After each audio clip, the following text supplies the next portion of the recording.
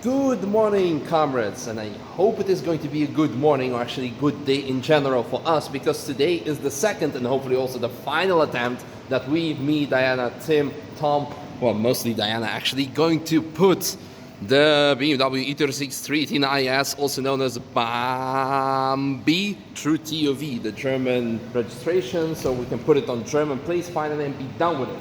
Quick recap, last time the car didn't get approved because of the different size in tires. As you may remember, we bought winter tires for it. Just a second, I just want to show this amazing cat that just got the color of it, so it works, hopefully. Yeah, if you may remember last time that we went to get TUV, we went to the junkyard to buy a couple of bits, and we saw an E36 BMW with some nice winter wheels on it, actually, well, the stock BMW wheels, and then winter tires. So we decided to buy those, but unfortunately they were different size, and then the tooth master said, different size, and yeah, that's not gonna fly. Another issue was the emission test. It didn't pass, thereby we had to buy the new catalytic converter. Then, well, the nozzles here, they were frozen last time, so we just like had to fix it. No, actually, the what's it called? Yeah, the feed from the water pump. Yeah, getting crimped between the hinge. So it wasn't actually broken; it was just stuck. Yeah, that's working now. And then the handbrake was unequal. Well, the force was unequal on the left and right, and that's fixed now as well. So hopefully, this will be it.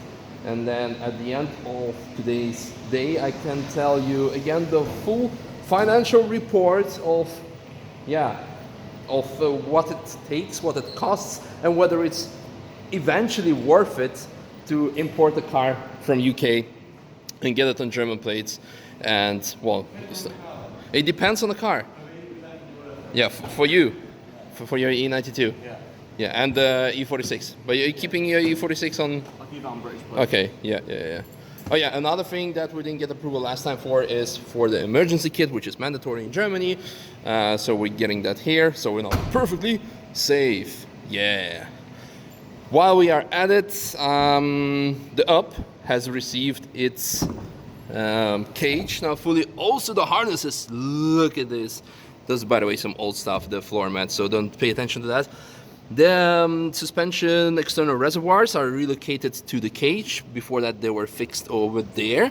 But now, yeah, crossed belts, well, harnesses, so people cannot complain about that, because sometimes when I put up the video of some car where they are going straight, some people are commenting like, oh, it's like not the right way. I mean, just one more time, a quick look at the cage here. Yeah, there's not much to see. Just a big and huge shout out to Tim for fixing it the way he done it. He spent again 3 days. He estimated 3 days, and again to do it properly, assemble it outside the car, then assemble it inside the car, then disassembled, and then fix all the mountings, cut the interior, and as you can see, it's all completely done. You can also check out more detailed installation process video on his channel. I'll put it in the description of the video below. And again, make sure to subscribe to him in general, because I guess there'll be more technical videos about, well, cars of Apex in general, and a lot of other stuff as well. Like I told you previously, this car will be in our rental fleet this year. We're just working out technicalities because we don't want it to be just a rental car. It has to do something with, well, legislation and stuff, because we want to have something fancy. We will let you know, and if that's not going to work, then it will be just a general rental car that you can just, well, pay for and go for it. But again, we like to do things differently at Apex, so stay tuned for that. And yeah, I guess we just wait for Diana now and go to TUV, and hopefully we will pass this time, because otherwise there'll be not enough booze at Club Apex, future Club Apex, to soften our sorrows.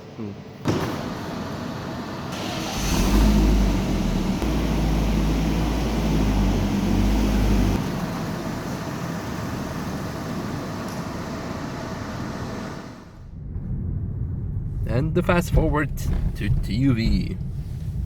Let's see if we can get it done this time, huh? Stop. TUV2.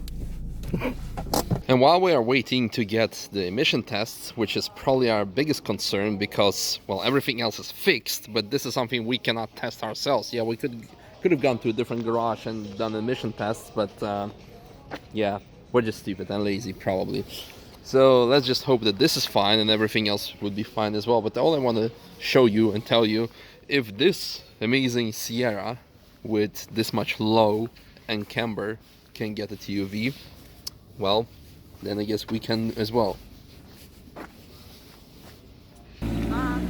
There she goes. And by the way, let's just take a brief moment to see how the TÜV people attach their sign to prevent it from falling. This is amazing. Fingers crossed, Diana. I cannot cross 10 of fingers. I'm crossing my crossed fingers. Okay, Zoidberg.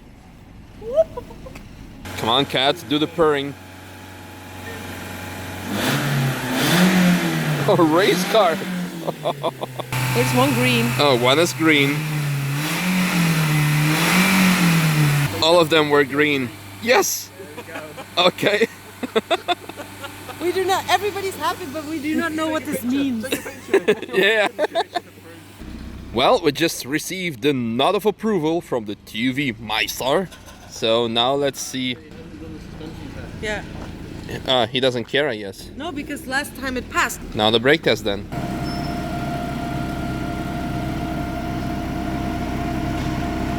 Looks even, yeah. Well, you don't hold the handbrake yet. Okay. Well, at least the diff is working. There we go. That's fairly equal. Not too bad. That's a pretty good guess. That's good, actually. I think he's fine with it. I think he's happy. There weren't any red lights on the machine, so I'm guessing. Yeah. I said it's hilarious, and I'm like, drive-through car testing. Dude, you should tell them, like, if you're gonna let us pass, I'm gonna make you an amazing Tom Stamp video. I'll do that. Yeah. And fast forward to Apex, and we've passed. We have passed. Yes. Finally, very, very happy. Diana actually told me, like, if she wouldn't pass the second time, then what? I would have sold the car. Well, Back to UK. yeah. First of all, huge shout out to the TÜV Meister, or well, the amazing engineer person who was responsible for getting the approval of this car, because he spent quite some time actually fixing the headlights because there was something wrong with it, and he had the full authority and possibility of saying, well, guys, you know what, you didn't fix the car, it's not my responsibility, it's your own fault, bye, see you third time. But he fixed it, so the car has passed. It has costed us additional 85 something euros. Last time was 230, I think. Something like that. So in total, 300 euros on TUV, on the technical inspection. Obviously, if the first time it would have been okay, then the car would have passed and it would be only 230-ish euros. Now, a quick recap of the all costs so far and a couple of new information, additional information, so stay tuned if you heard this bit. So again, one more time, the car was purchased for like 1,100 or 1,000 pounds? No, 990 pounds. 990 pounds, so 1,100 euros, I think. Yeah. The car drove all the way from even more north than Manchester to Nürburg ring on one tank of fuel. Very economical, so in total, let's say, like for the travels, additional like 200-300 euros. What else? Yeah, we had the cat, unfortunately, but this is something is just our case, our trouble, because for example, Tim, by the way, in the meantime already passed TUV with the E92 and he didn't have to change pretty much anything because the lights for him, they are like electronically regulated, so he didn't need to swap those. So again, with newer cars apparently it's a lot easier. So in our case we had to spend additional 180 euros on the cat, but then again you can probably, well, you should assume that the car that you're gonna buy already has a cat. Then the tires and wheels, we had to put the original ones back on, so ones that were on there. yeah, so let's not count that as an expense. Again, the cat you cannot count as an expense. Rear tail lights, you had to swap those though. Yes. In the front as well, so that's additional 120-ish euros. And that's about it, I think. There was nothing. Dampers? The dampers for the hood, because it wasn't working. But still, 15 euros. Buy 2 of them. Yeah, 2 of them, because he bought one, the one that wasn't working, then was the second one. Yeah, I think at this point it is worth it, because again, like I said, we spent quite some money and time on this car to get it to a state that it would work. But then again, also like I mentioned to you in a previous video, when we tried to get the TÜV the first time, the question is, I mean, you can also buy a similar car in Germany where everything is fine, and then you still need to go through technical inspection once a year, and then you can also find out that all those things are again not well or not good. Once every 2 years. Once every 2 years? Okay, yeah. With new cars, it's once every 3 years. But I thought in Germany, it's apparently done once every 2 years, because in Holland with old cars it's every year, every single year. Yeah. So yeah, but thereby it's also in Germany a lot stricter. You could have seen. So long story short, in this it always depends on the car if it's worth it for you. So in this case, the condition of the car, and I'm not going to go over it one more time, but the condition of the car is just immaculate for what it is, an almost 20-year-old car. By the way, another shout out is for the original BMW tools, which you can find in the trunk of the car.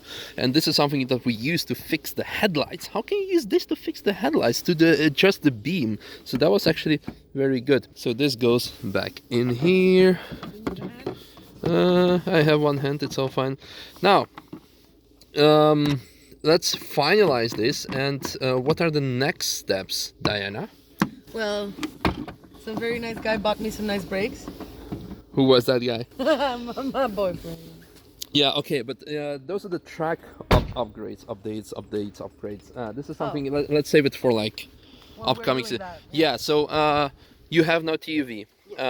You already got German insurance, and this is the... No, I don't. Well, I made a request, and I need to finalize that request, make some phone calls, make sure that you already got a quote. You already got. You had like a temporary approval email. It's just like something that didn't come through, but still, it was 800. How much? 60 euros. 860 euros per year. Full casco. Full. So everything. So that means like if I kick against it now, you can also, yeah. You can recover this.